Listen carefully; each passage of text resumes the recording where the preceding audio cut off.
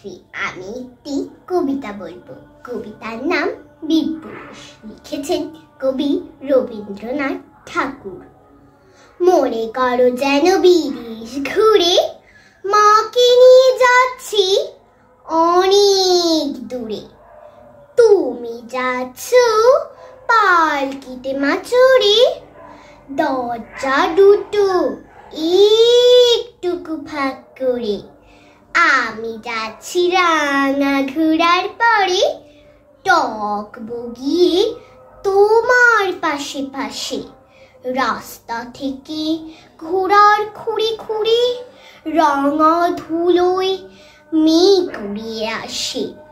সন্ধে হলো, সূর্য নামে পাটে, এলেম যেন চূড়া দিঘির মাঠে। ধন্যবাদ।